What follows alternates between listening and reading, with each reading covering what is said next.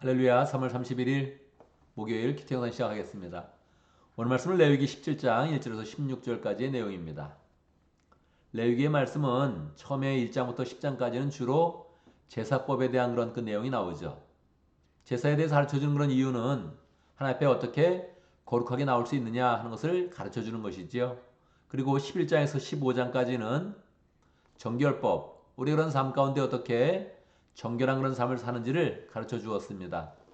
그러나서 16장에서 대속죄일이 있고 이제 오늘 우리 17장부터는 이 세상 가운데서 어떻게 거룩하게 삶을 살아가는지 그 거룩한 삶에 대해서 가르쳐 주고 있습니다. 그런데 오늘 우리가 3월 31일이기 때문에 오늘 레위기의 그런 내용을 일단 마치고 내일부터는 또 요한복음을 했다가 8월 달에 와서 18장부터 시작해서 27장까지 레위기를 마치게 되겠습니다.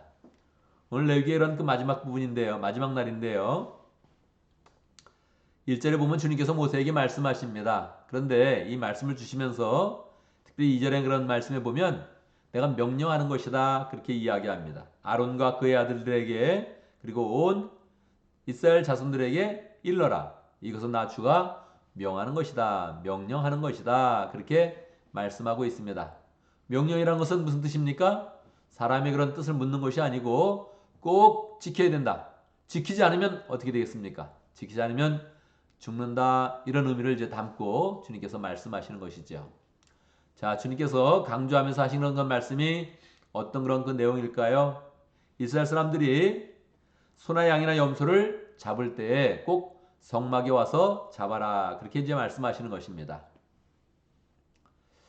이 이스라엘 그런 역사를 보면 지금 모세가 이끄는 이 모세 시대 때부터 이스라엘이 한 민족의 그런 그 모습을 갖게 되었죠. 한 국가의 그런 그 모습을 이제 갖추어 나가고 있는 것입니다. 그 전까지는 창세기의 그런 그 내용을 보면 어떤 내용이 나와 있습니까? 그때까지는 족장 시대죠. 한 가정이 이 세상을 대표하는 그런 가운데 계속 하나님께 나아가서 제사를 드리고 또 하나님과 교제하는 그런 제사장의 그런 역할을 감당을 했습니다. 그러니까 아브라함과 이삭과 야곱이 다 한 가정이었음에도 불구하고 이 전체 세상을 대표하는 그런 의미를 가져서 우리가 보통 한 가족, 그래서 족장시대 이렇게 이야기를 하지 않습니까? 그러니까 한 가족의 가장들은 늘 하나님 앞에 제사를 드렸던 거예요. 아브라함도 제사를 드리고 이삭도 제사를 드리고 야곱도 제사를 드리지 않았습니까? 그러니까 그 전통 가운데서 이 모든 가족의 가장들은 하나님 앞에 제사장적 그런 권위를 갖는다 이런 전통이 있었던 거예요. 그러니까 이제 출애굽에서 이렇게 나와서 이제 민족 단위로 커지고 있는데 이 사람들이 다 가족 단위로 제사를 드리면 어떻게 되겠습니까? 그렇게 드리면 뭐 각자 열심히 드려서 하나님을 잘 만나고 하나님의 은혜를 체험하면 좋은데 인간의 그런 그 마음 가운데는 늘 죄악이 있어서 그게 우상 숭배로 빠질 그런 가능성이 너무나 많았다는 것이죠. 그러니까 하나님께서 이제 가족별로 드리는 그런 제사 안 된다. 반드시 성막에 와서 내가 정한 거룩한 그런 규례를 따라서 지켜라. 내가 제사장을 또 세워주었으니 제사장 앞에서 죄를 고백하고 짐승을 잡아서 제사를 드리라. 그렇게 이제 말씀하고 있는 것입니다. 그래서 반드시 성막에 와서 제사 드려라 하는 그런 그 내용을 강조하고 있는 것이죠. 우리의 그런 신앙에 적용을 해보면 어떻겠습니까? 오늘날 우리가 가정교회를 하고 있지 않습니까? 가정교회에서 가정마다 모이는 것이 그것이 교회다 이런 개념을 이제 갖고 있는 것이지요.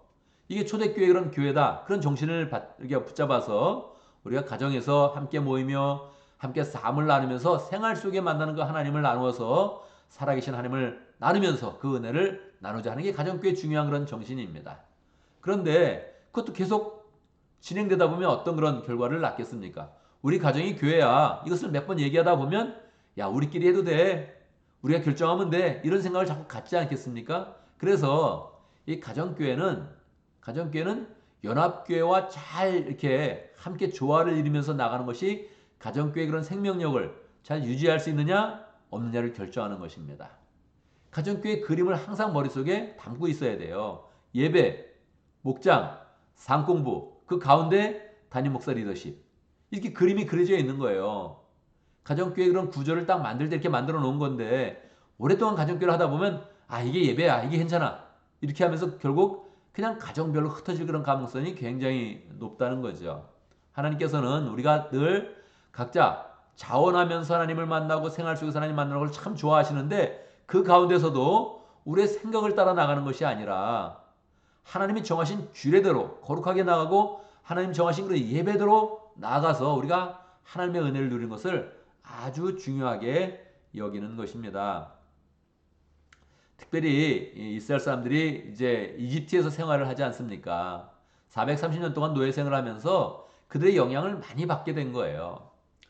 여러분 이제 이스라엘 백성이 이제 모세와 함께 출애굽하면서 여호와 하나님을 믿고 이 전체 이 세상 가운데 제사장 나라가 된 것은 정말 정말 중요한 것입니다. 왜냐하면 이 세상 모든 그런 나라들은 다 다신교예요. 다신교. 여러 신을 막 섬기는 거예요. 우리나라도 그렇지 않습니까? 산에 가면 산신령이요. 또 바다에 가면 뭐 용왕님이 있고 누가 있고 뭐 하면서 연못에 가도 뭐 거기에 또 요정이 있고 뭐 또 누가 있고 그러는 거예요. 이게 나무 하나만 있어도 걷다 이렇게 또 제사 드리고 이게 이 마음 가운데 아주 자연스러운 건 일이거든요. 모든 민족이 다 그랬어요. 그런데 보이지 않는 하나님을 유일한 그런 하나님을 믿어서 그 앞에 제사 드리면서 그 앞에 그 하나님을 통해서 은혜를 누려라. 이것이 이 종교사에서는 혁명적인 겁니다. 이게 왜 가능해요? 하나님이 참 하나님이고 하나님이 우리에게 계시를 주면서 하나님을 보여주니까 가능한 거란 말이에요. 사람은 그냥 놔두면 다 그냥 온갖 잡신을 다 이제 섬기게 되어져 있는 것입니다. 이스라엘 백성들이 이집트에 있으면서 늘 여러 그런 잡신들의 영향을 많이 받았거든요. 근데 그게 마음에 위안을 줬단 말이에요. 강을 만나면 강에다가 제사 드리고 산을 만나면 산에다 제사 드리고 생활 가운데 그냥 이렇게 우상에게 제사 드리는 이것이 마음에 큰 위안을 줬단 말이에요. 근데 이거를 하나님이 강하게 지금 끊고 있는 것입니다.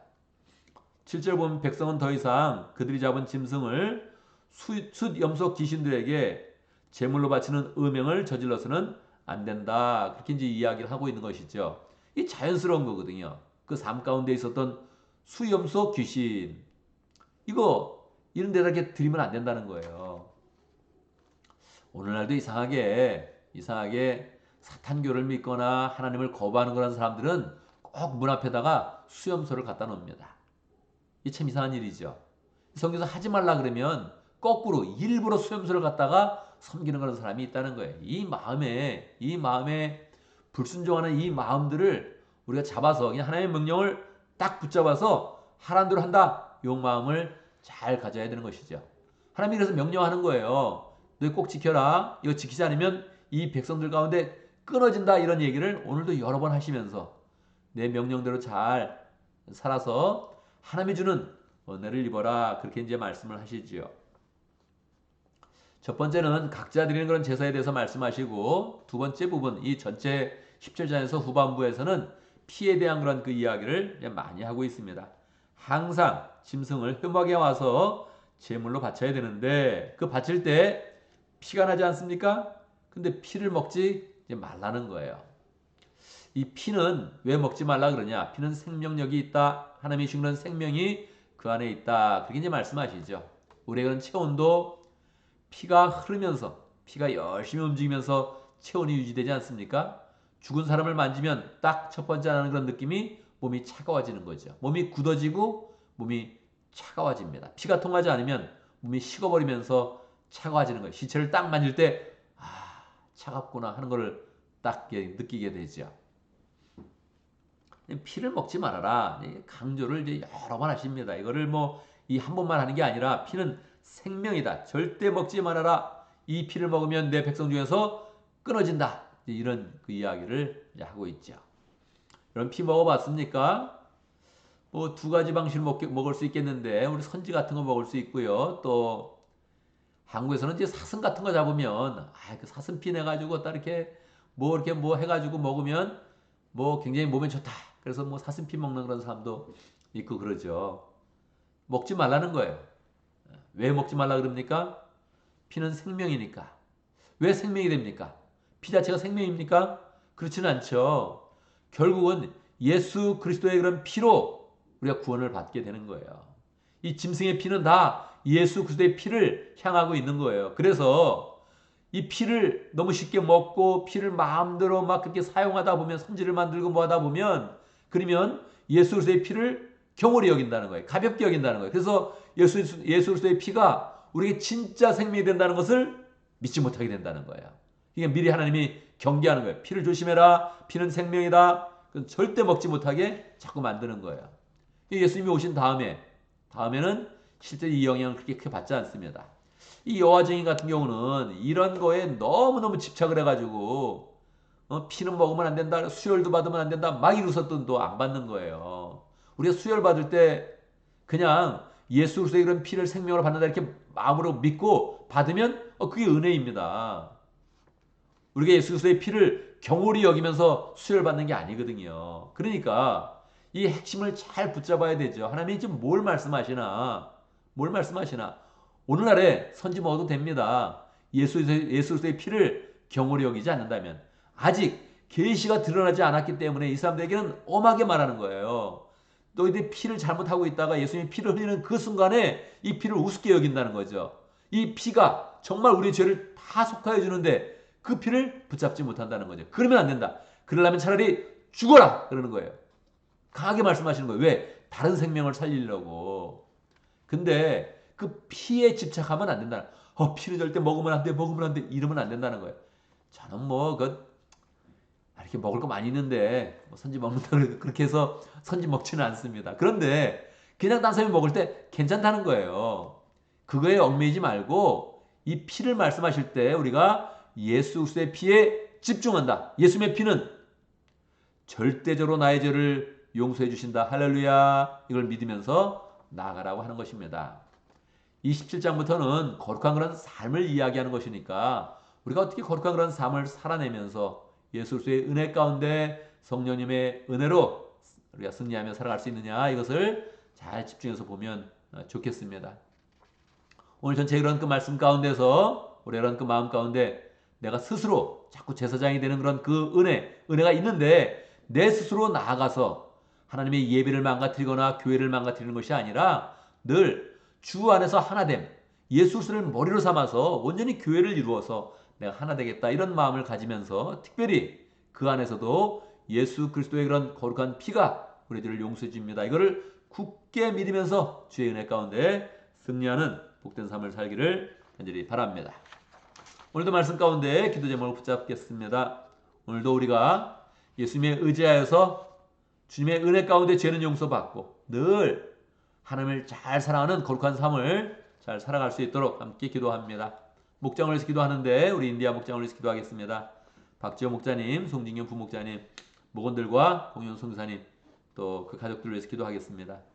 우리 공윤 성사님 가족이 성사님만 제외하고 사모님과 자녀들 셋이 있는데 셋 다 코로나에 걸렸다 그러네요. 그래서 우리가 특별히 기도할 때 하나님 또 잘 지나갈 수 있도록 건강 잘 회복할 수 있도록 축복하며 기도하면 좋겠습니다. 오늘 교회를 위해서 기도하겠는데 하나님이 우리 교회 새로운 회기가 되어서 여러 가족들을 보내주셨습니다. 교회에 잘 정착하고 또 믿음의 가족이 되어지고 주님의 귀한 그런 제자가 되어서 교회에서 기둥같이 쓰임받을 수 있도록 축복하면 좋겠습니다. 새로운 그런 가족들을 위해서 매일매일 기도하면 좋겠죠. 우리 주원탁 형제님, 허윤아 자매님 부부, 유명수 집사님, 주중환 집사님 부부, 김재훈 형제님, 김선미 자매님 부부, 또 이춘 형제님, 서가영 자매님 부부 이렇게 해서 백인영 형제님까지 여러 사람들이 새로 나왔는데 새로운 사람 볼 때마다 반갑게 인사하고 축복하고 또 이렇게 함께 교제를 우리가 넓혀가면 좋겠습니다. 제가 먼저 기도하고 함께 기도하는 시간 갖도록 하겠습니다. 기도합니다.